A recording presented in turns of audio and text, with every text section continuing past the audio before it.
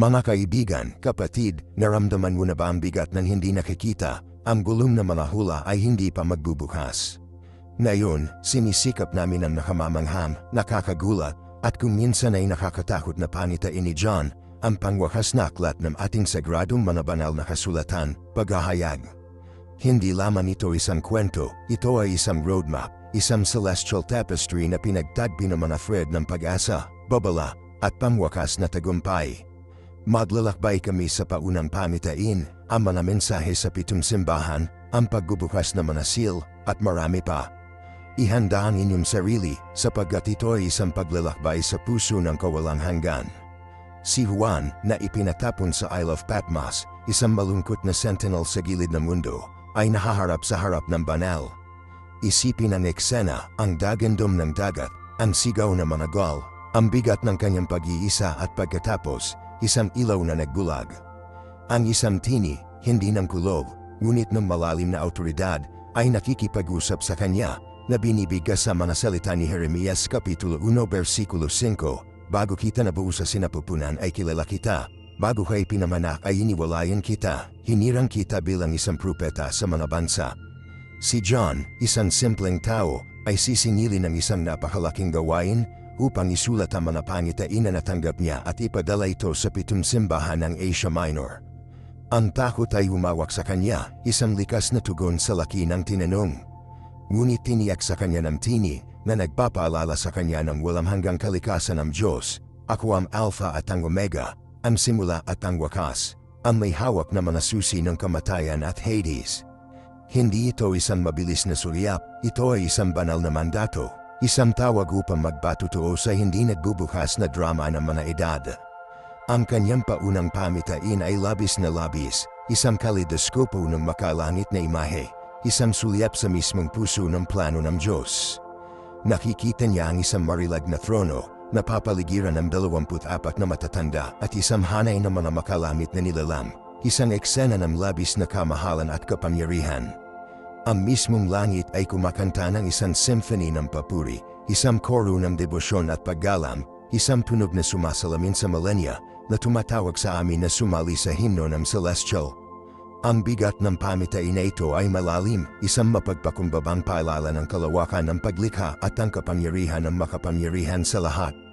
Ngunit hindi ito isang pamitain ng kawalan ng pag-asa, ito ay isang pamitain ng pag-asa. Isang panitain na nagsasalita ng isang hinaharap kung saan ang kadiliman ay nagbubuman ng ilaw, kung saan ang kalungkutan ay nagbibigay daan sa kagalakan, at kung saan ang paghahari ng Diyos ay sa wakas ay itinatag. Pagkatapos, ang mga mensahe sa 7 simbahan, Efeso, Smyrna, Pergamo, Thyatira, Sardes, Philadelphia, at Laodicea, bawat isa ay isang microcosm ng simbahan mismo, bawat isa ay nahaharap sa natatanim mga hamon at tukso.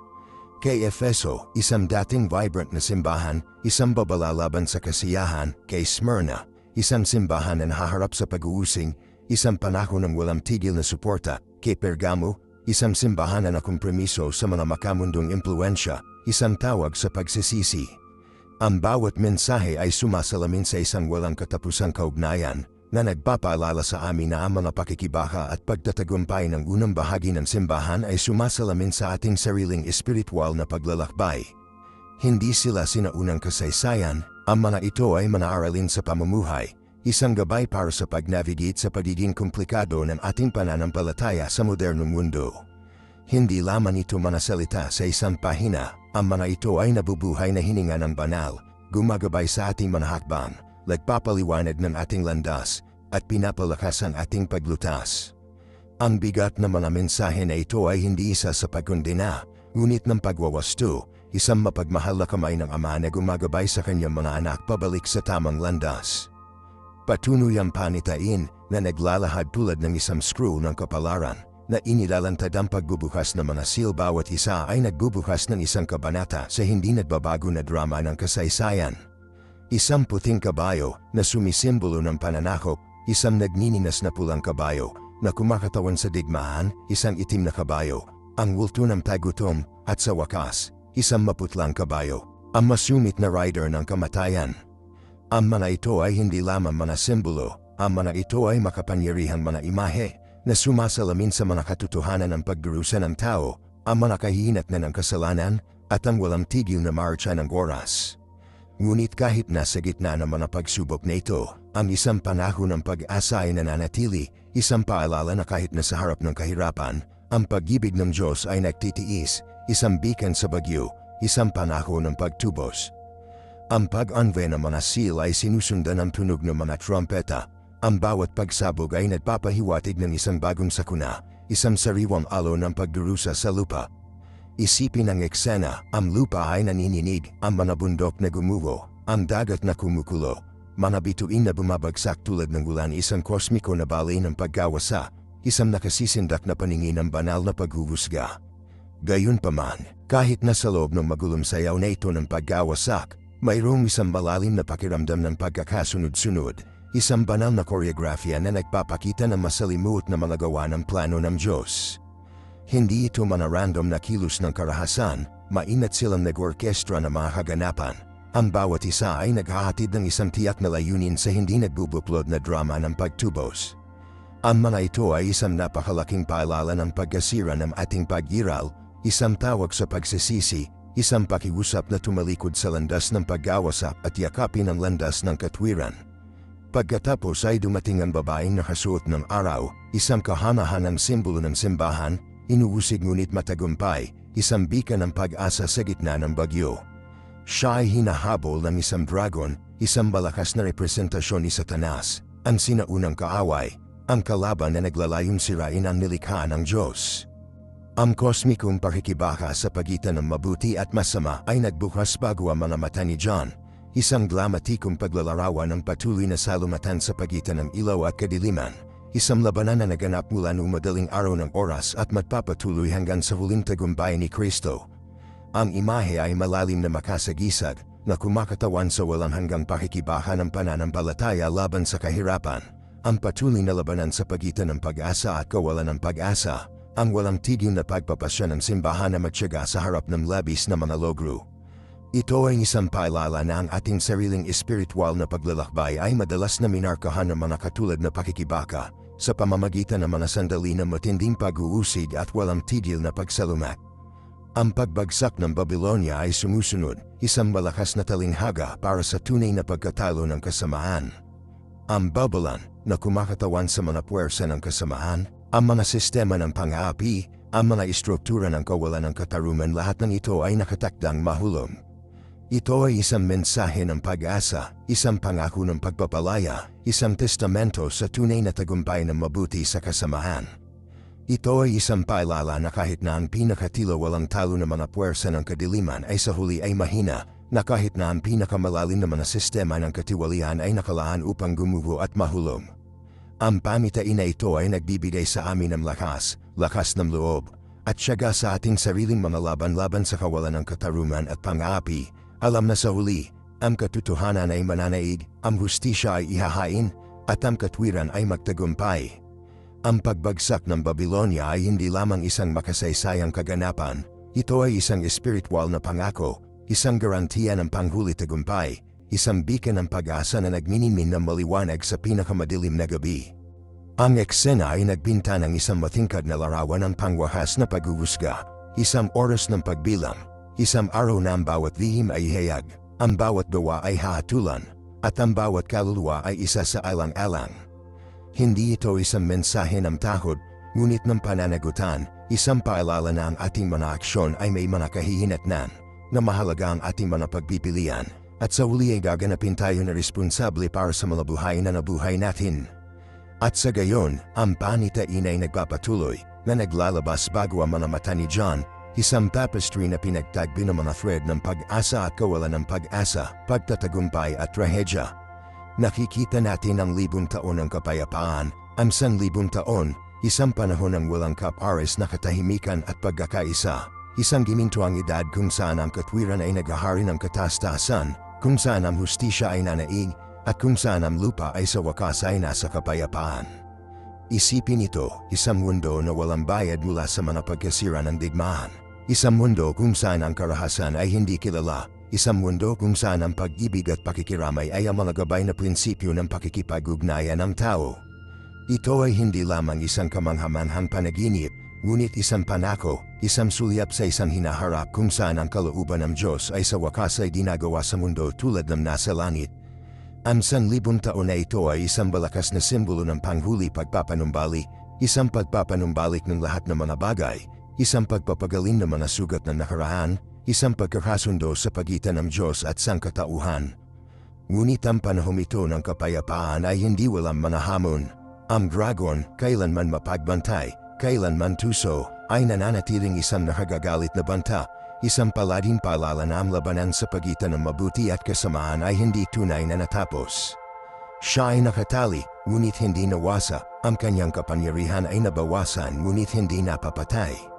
Naghihintay siya, hinihintay ang kanyang oras, na naglalagay ng kanyang pagbabalik, isang palaging paalala ng patuloy na pananib ng pagbaks, ng kasiyahan, ng paggalimot sa mga natutunan.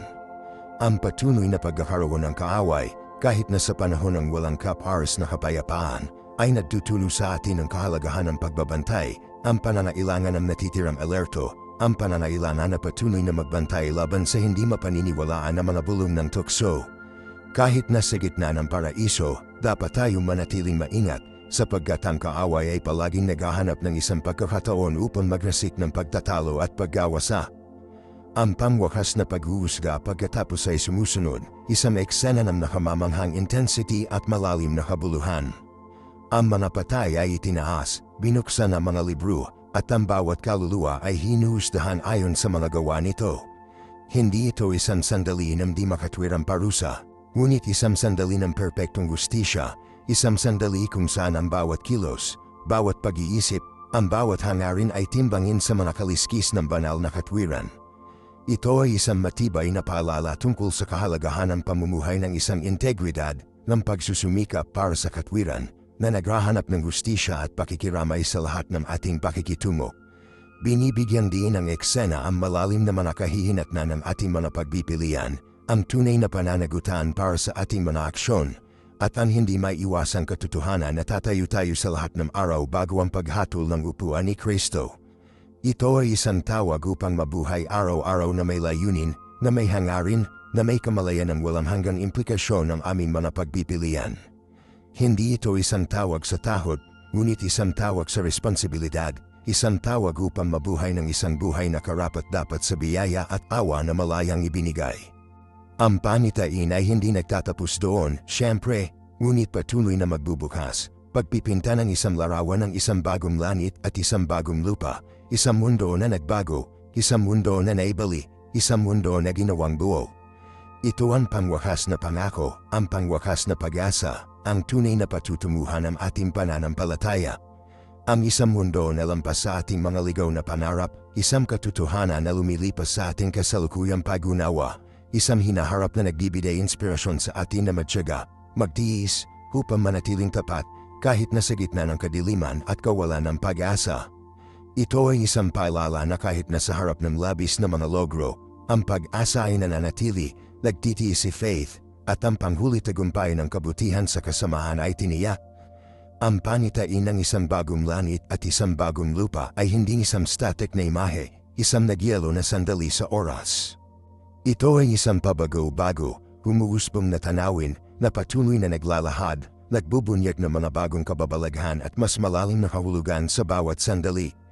Isipin ang isang mundo kung saan ang mismong hangin ay kumakanta na may pagkakaisa ng paglikha, kung saan ang bawat pagsikat ng araw ay isang nakamamanghang obra maestra, kung saan ang mga ilog ay dumadaloy na may buhay na tubig, paglilinis at pagpapanumbalik ng lahat ng hinawakan nito. Larawan ng vibrant ecosystems teeming with life, isang symphony of colors and sounds, isang tapestry na pinagtagpi ng mga thread ng biodiversity na lampas sa aming kasalukuyang pag-unawa. Mag-isip ng mga lungsod na itinayo hindi ng konkreto at bakal, ngunit ng mga nabubuhay na materyales, mga istruktura na humina at lumalaki, na umaayon sa likas na mundo. Ang mga ito ay hindi lamang mga pantasya, ngunit ang mga sulyap sa isang katotohanan kung saan ang pagkasira ng ating mundo ay gumaling, kung saan ang mga scars ng kasalanan ay tinanggal, at kung saan ang paglikha mismo ay nagagalak sa nabagong layunin nito. Ngunit ang bagong paglikha na ito ay hindi lamang isang passive paraiso.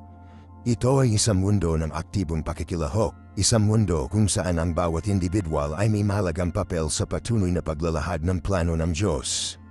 Kami ay hindi lamang mga manunood sa bagong paglikha na ito, ngunit ang mga aktibong kalahok, tagalikha sa tabi ng Diyos, ay nagtutulungan upang maisakatuparan ang kapunuan ng kanyang kaharian. Isipin ang mga posibilidad, ang potensyal para sa pagkamalikhain, para sa pagbabago, para sa pakikipagtulungan sa isang scale na hindi pa nasaksihan.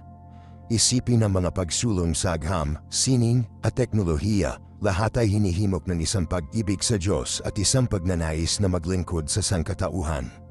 Isipin ang isang mundo kung saan ang kaalaman ay malayang ibinahagi, kung saan ang karunungan ay gumagabay sa ating mga aksyon, at kung saan ang pakikiramay ay nag-uudyok sa ating mga gawa. Hindi ito isang mundo ng katamaran, ngunit isang mundo ng may layunin na aktibidad, isang mundo kung saan ang ating mga talento at kakayahan ay ginagamit sa kanilang buong potensyal, lahat para sa kaluwalhatian ng Diyos at ang pakinabang ng lahat ng nilikha. Ang bagong paglikha na ito ay isang lugar din ng malalim na relasyon, isang lugar kung saan ang pag-ibig ay naghahari sa kataas-taasan. Isipin ang isang mundo na malaya mula sa sakit ng kalungkutan, paghihiwalay, at pag-iiba. Isang mundo kung saan ang bawat individual ay minamahal, pinahahalagahan, at iginagalang. Isipin ang mga pamayanan na itinayo sa tiwala sa isa't isa, pag-unawa, at suporta. Isang mundo kung saan malayang dumadaloy ang kapatawaran, kung saan ang pagkakasundo ay nagpapagaling ng malalim na sugat, at kung saan naghahati ang mga tulay ng empatiya. Ito ay isang mundo kung saan ang mga bono ng pamilya, pagkakaibigan, at pamayanan ay pinalakas, kung saan ang pag-ibig ay lumampas sa lahat ng mga hangganan, at kung saan ang pag-ibig ng Diyos ay sumisid sa bawat aspeto ng buhay. Ito ay isang mundo kung saan ang pagkasira ng mga relasyon ng tao ay gumaling, kung saan ang mga scars ng salumatan ay tinanggal, at kung saan ang kapayapaan ay naghahari ng kataas-taasan.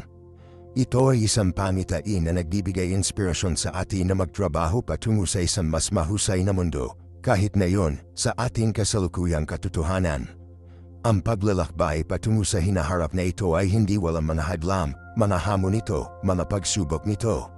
Ngunit ang pangwakas na patutunguhan, ang panahon ng isang bagong langit at isang bagong lupa, ay nagpapalabas ng ating pag-asa, pinapalakas ang ating paglutas, at pinasisigla tayo na ipagpatuloy ang pakikipaglaban para sa hustisya, kapayapaan, at pagkakasundo.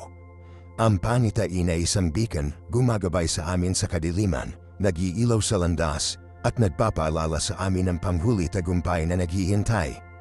Mag-isip tungkol sa mga implikasyon ng isang mundo kung saan ang kakulangan ay isang bagay ng nakaraan. Wala ng gutom, wala ng kahirapan, wala ng desperadong mga pakikibaka para mabuhay. Isipin ang isang mundo kung saan pinamamahalaan ang mga mapagkukunan, kung saan ang pagbabago ay nagbibigay ng mga solusyon sa mga hamon ng pagbabago ng klima at pagkasira ng kapaligiran. Hindi lamang namin pinag-uusapan ang tungkol sa mga pagsulong sa teknolohiya, ngunit isang pangunahing pagbabago sa aming pakikipag-ugnay sa Earth, isang malalim na paggalang sa misla na balanse nito, at isang pangako sa pamumuhay na naaayon sa kalikasan. Ang mga lungsod ng larawan ay dinisenyo hindi para sa kita, ngunit para sa kagalingan ng kanilang mga naninirahan, mga lungsod na berde, masigla, at napapanatiling, kung saan ang kalikasan at buhay sa lungsod ay walang putol. Isipin ang mga sistema ng transportasyon na mahusay, malinis, at maa-access sa lahat, pagkonekta sa mga komunidad at pag-aalaga ng isang pakiramdam ng pandaigdigang pagkakaugnay. Mag-isip tungkol sa epekto sa edukasyon, kung saan ang kaalaman ay malayang magagamit, kung saan ang pag-aaral ay isinapersonal at nakakaengganyo, at kung saan ang bawat individual ay may pagkakataon na maabot ang kanilang buong potensyal. Hindi lamang ito tungkol sa pag-access sa impormasyon, ito ay tungkol sa paglilinam ng karunungan, kritikal na pag-iisip, at isang pag-ibig sa pag-aaral sa buong buhay. Ang isang mundo kung saan umulad ang pagkamalikhain, kung saan ang sining, musika, at panitikan ay nagbibigay ng inspirasyon at pag-angat, kung saan ang bawat individual ay may pagkakataon na ipahayag ang kanilang natatanging mga regalo at talento. Isipin ang isang mundo kung saan ang sining ay hindi lamang isang luho, ngunit isang mahalagang bahagi ng karanasan ng tao, pagyamanin ang ating buhay at pag-aalaga ng isang pakiramdam ng pamayanan. At isaalam-alang ang epekto sa pamamahala, Isipin ang isang mundo kung saan ang hustisya ay nananatili, kung saan ang pagiging patas at equity ay ang mga gabay na prinsipyo, kung saan ang mga batas ay idinisenyo upang maprotektahan ang mahina at itaguyod ang karaniwang kabutihan. Isang mundo kung saan ang katiwalian ay tinanggal, kung saan ang transparency at pananagutan ay pamantayan, at kung saan ang mga pinuno ay pinili para sa kanilang karunungan, integridad, at pamako sa paglilingkod sa mga tao. Isipin ang isang mundo kung saan nalutas ang salumatan sa pamamagitan ng mapayapang paraan, kung saan ang diplomasya at pag-unawa ay pumalit sa karahasan at pagsalakay. Hindi ito idealismo ng utopian, ito ay isang pangitain na nakabase sa pagbabago ng kapangyarihan ng pag-ibig ng Diyos at ang potensyal para sa kabutihan ng tao. Nangangailangan ito ng pagbabago ng puso, isang paglipat sa pananaw, isang malay tao na desisyon upang gunahin ang pakikiramay at hustisya. Kailangan nating aktibong linanin ang mga biltod na ito sa loob ng ating sarili at sa loob ng ating mga pamayanan.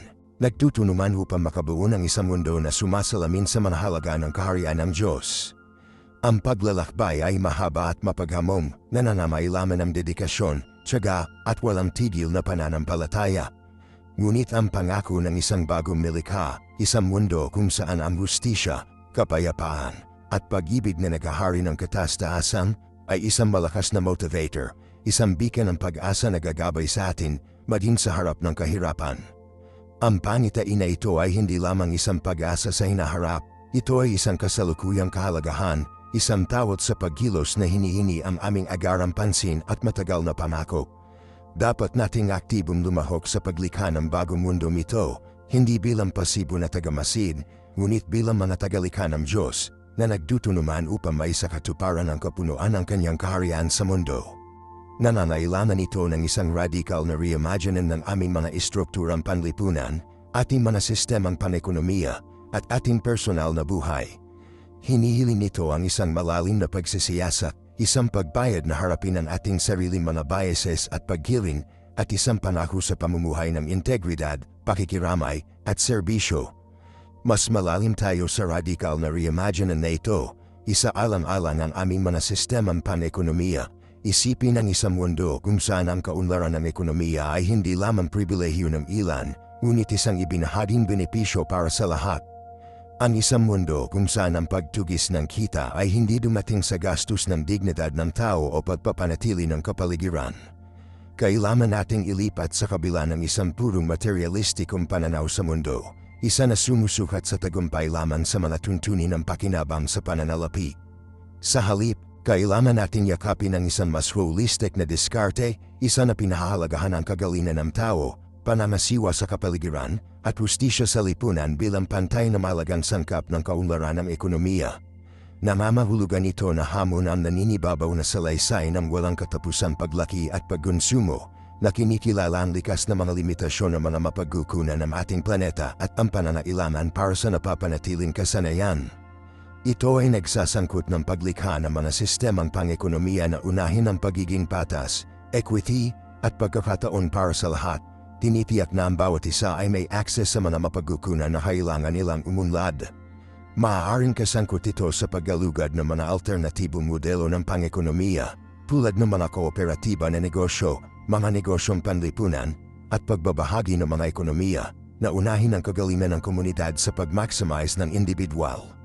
Kinakailangan din ito ang isang kritikal na pagsusuri sa aming kasalukuyang mga istruktura sa pananalapi, pagtugon sa mga isyu tulad ng hindi pagkakapantay-pantay ng kita, konsentrasyon ng kayamanan, at ang mga sistematikong kawalang katarungan na nagpapatuloy sa kahirapan at marginalization. Isipin ang epekto sa ating personal na buhay. Ang pagbabagong ito ay hindi lamang tungkol sa sistematikong pagbabago, ito ay tungkol sa isang malalim na paglipat sa aming individual na kamalayan. Ito ay tungkol sa paglilinan ng isang mas malalim na pakiramdam ng pakikiramay, at responsibilidad sa iba at patungo sa planeta. Kinakailangan natin suriin ang aming sariling mga halaga, paniniwala, at pag-uugali, upang harapin ang ating mga biases at paggiling, at aktibong magtrabaho patungo sa pagiging mas makatarungan, mahabagin, at mapagmahal na mga individual. Ito ay nagsasangkot ng paggawa ng malay-tao na mga pagpipilian sa ating pang-araw-araw na buhay mula sa mga produktong ubusin natin sa mga relasyon na ating nililinan na nakahanay sa ating mga halaga at nag-aambag sa paglikha ng isang mas makataruman at napapanatiling mundo.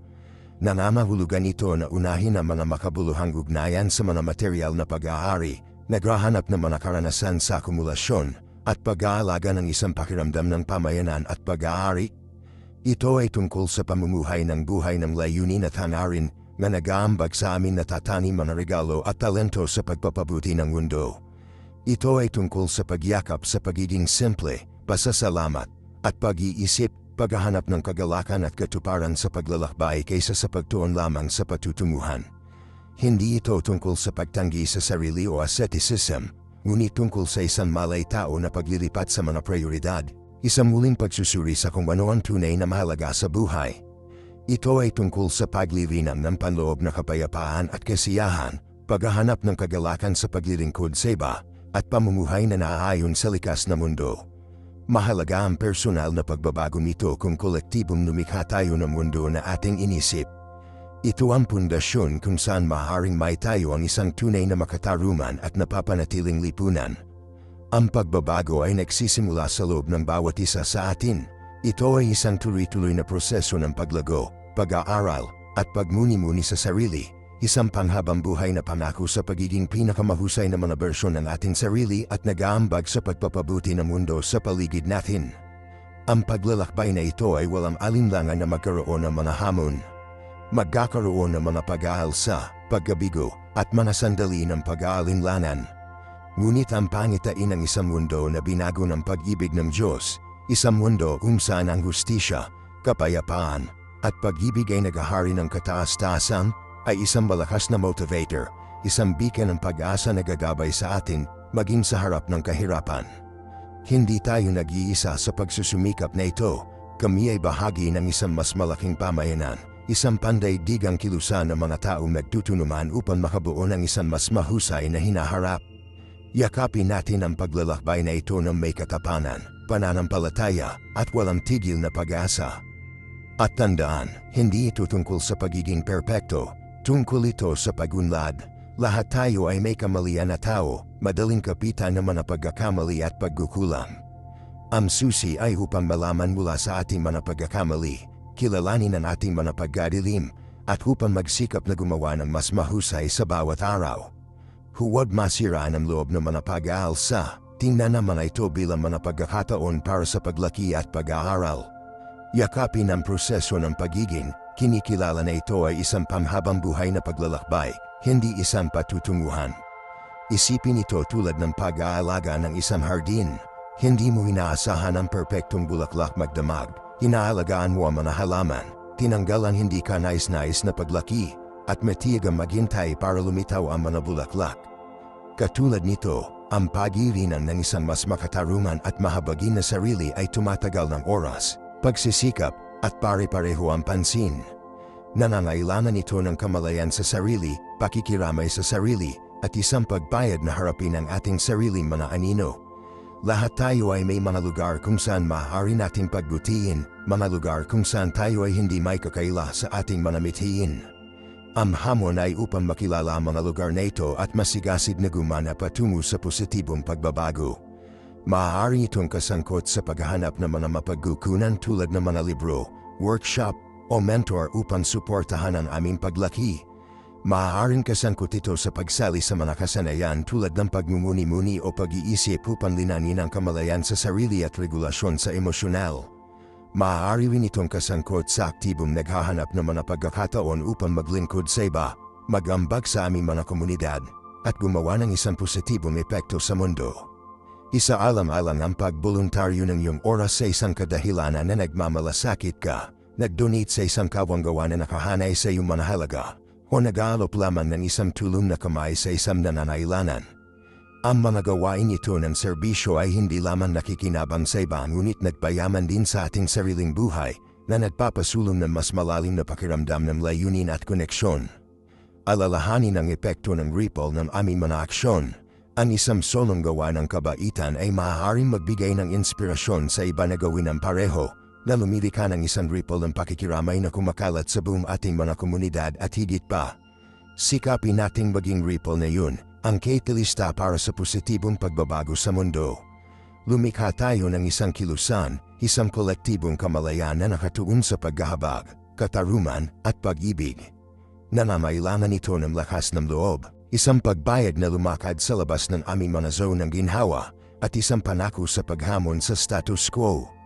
Kinakailangan nating maging matapang, magsalita para sa kung ano ang pinaniniwalaan natin, at magtaguyod para sa isang mas makatarungan at pantay na mundo. Kailangan nating maging aktibong manakalahok sa paghubog ng hinaharap na nais natin, hindi manapasibo na tagamasid. Ito ang ating pagtawag, ang ating responsibilidad bilang mga kaitiwala ng mundo nito at bilang mga anak ng Diyos. Yakapin natin ang paglalakbay na ito na may bukas na mga puso at walang tigil na pananampalataya, alam na hindi tayo nag-iisa. Mayroon kami ni isa't isa, at mayroon tayong biyaya ng Diyos upang gabayan tayo. Ang paglalakbay ng pagbabago nito ay magiging hamon, ngunit ang gantimpala isang mundo na binago ng pag-ibig at hustisya ay nagkakahalaga ng bawat pagsisikap. Magsimula tayo sa pamamagitan ng pagsusuri sa ating sariling buhay, ating sariling manahalaga, at ating sariling mga aksyon. Kilalanin natin ang mga lugar kung saan tayo maaaring lumaki, ang mga lugar kung saan maaari tayong maging mas mahabagin, mas makatarungan, at mas mapagmahal. At manako tayo sa paggawa ng mga kinakailanang hakbang upang lumikha ng pagbabagong yun, simula ngayon. Kaya, saan natin sisimulan ang personal na paglirinan ng paghahabag at katarungan?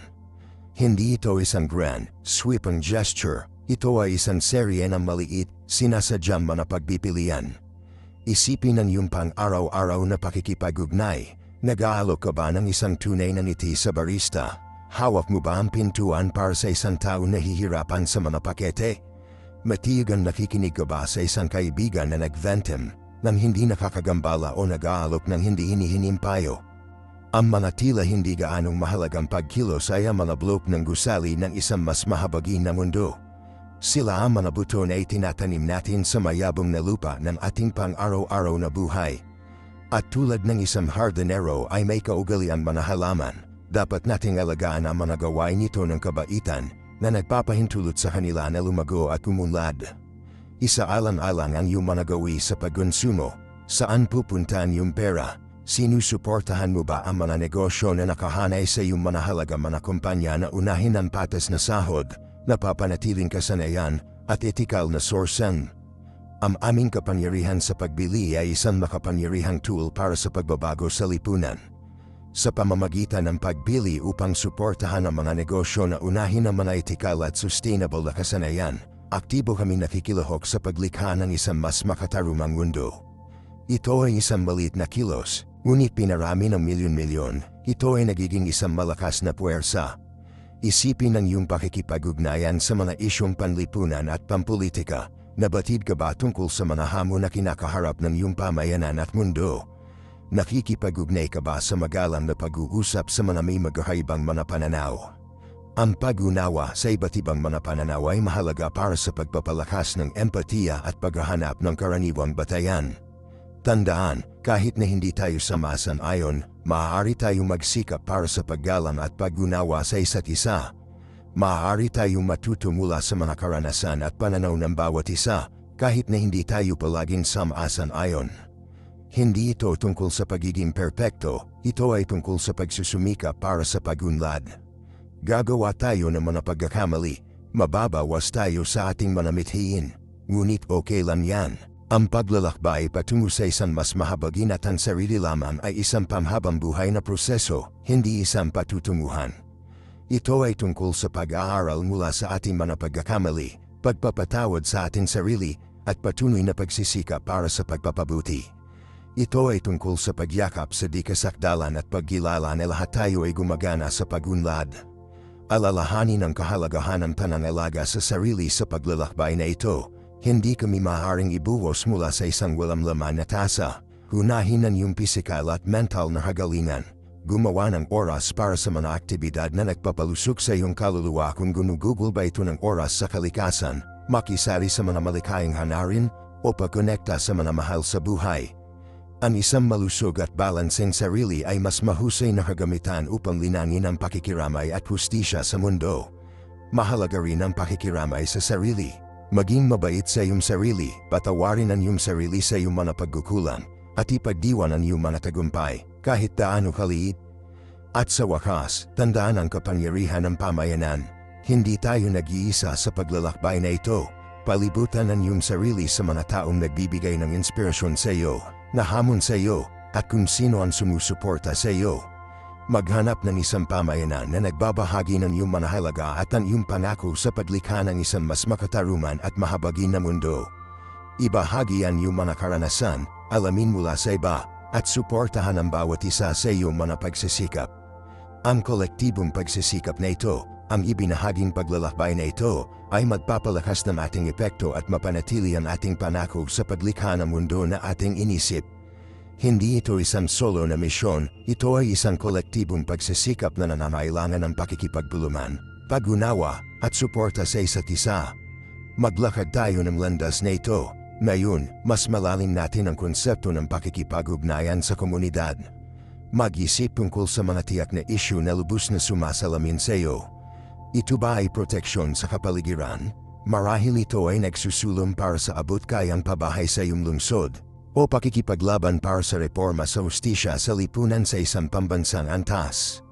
Kilalanin ang mga sanhi na tunay na mag-apoy ng iyong pagnanasa at makahanap ng mga paraan upang aktibong lumahok. Maaari itong kasangkot sa pagboluntaryo ng iyong oras sa isang lokal na samahan na nag-donate sa isang may katuturang kabanggawa, o kahit na simpleng pagpapalaki ng kamalayan sa pamamagitan ng mga pag-uusap sa mga kaibigan at pamilya. Tandaan, kahit na mga maliliit na kilos ay maaaring magkaroon ng epekto ng ripple. Marahil maaari kang magsimula ng isang compost bin sa bahay, binabawasan ang iyong yapak sa kapaligiran.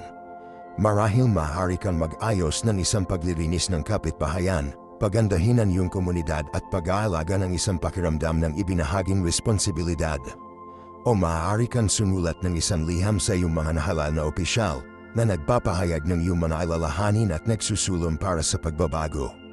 Ang mga tila hindi gaanong kahalagahan na kilos, kapag dumami sa isang pamayanan, ay maaaring lumikha ng makabuluhang positibong pagbabago. Isaalam-alang ang lakas ng pagkukwento, ang pagbabahagi ng iyong mga karanasan, iyong mga pakikibaka, at ang iyong mga tagumpay ay maaaring mabigay ng inspirasyon sa iba na kumilos. Sa pamamagitan ng pagbabahagi ng iyong personal na salaysay, maaari kang kumonekta sa iba sa isang mas malalim na antas, pag-aalaga ng empatiya at pag-unawa. Pag-isipan ang mga kwentong narinig mo na lumipat ka sa aksyon. Ano ang tungkol sa mga kwentong yun na napakalalim? Paano mo magagamit ang kapangyarihan ng pagkukwento upang magbigay ng inspirasyon sa iba na sumali sa iyo sa iyong mga pagsisikap? Huwag matakot na lumakad sa labas ng iyong comfort zone. Ang pagsali sa aksyong panlipunan at pampolitika ay maaaring maging mahirap, ngunit hindi ito kapani-paniwala. Maaari kang harapin ang paglaban, hindi pagkakasundo, o kahit na pagguna. Ngunit tandaan, ang paglalakbay patungo sa isang mas makataruman at mahabagin na mundo ay bihirang madali. Nanangailangan ito ng tiyaga, pagiging matatag, at isang pagpayag na matuto at lumago. Yakapin ang mga hamon, alamin mula sa iyong mga pagkakamali, at ipagdiwan ang iyong mga tagumpay sa daan. Ang bawat hakbang pasulong, kahit gaano kaliit, ay isang tagumpay. At tandaan, ang pagbuo ng isang malakas na pamayanan ay nananailaman ang pag-aalaga ng mga tunay na koneksyon. Nanamahulugan ito na aktibong nakikinig sa iba, nakikibahagi sa magalang na dialogo, kahit na hindi kasama ayon, at nakakahanap ng karaniwang batayan. Ito ay tungkol sa pagbuo ng mga tulay, hindi mga pader. Ito ay tungkol sa pagdiriwang ng aming pagkakaiba-iba habang kinikilala ang aming nakabahaging sangkatauhan. Maghanap ng mga pagkakataon upang makipagtulungan sa iba, upang malaman mula sa kanilang mga pananaw, at upang makabuo ng isang mas malakas, mas kasama na pamayanan ng mag-asama. Ang pakikipagtulungan na ito ay mahalaga para sa paglikha ng pangmatagalan at makabuluhang pagbabago. Tandaan, mas malakas tayo kaysa sa nag-iisa tayo. Ngayon, pag-usapan natin ang pagkilala sa iyong natataming lakas at kung paano magamit ang mga ito para sa positibong epekto. Ang bawat tao ay nagtataglay ng isang natatanging hanay ng mga kasanayan, talento at karanasan. Ano ang mahusay mo? Ikaw ba ay isang bihasang tagapagayos? Isang mapanghikayat na tagapagsalita? Isang malikhaing manunulat? Isang talento ng artista? Isang mahabagin na nakikinig? Ang pagkilala sa iyong mga lakas ay ang unang hakbang patungo sa epektibong pag-ambag sa mga sanhi na pinapahalagahan mo. Halimbawa, kung ikaw ay isang bihasang tagapag-ayos, maaari kang manguna sa pagpaplano ng mga kaganapan sa komunidad, pag-coordinate ng mga pagsisikap ng voluntaryo, o pamamahala ng mga kampanya sa pananalap ng pondo. Kung ikaw ay isang mapanghikayat na tagapagsalita, maaari kang magbigay ng mga pagtatanghal, tagapagtaguyod para sa pagbabago sa mga pampublikong forum, o kahit na tumakbo para sa opisina.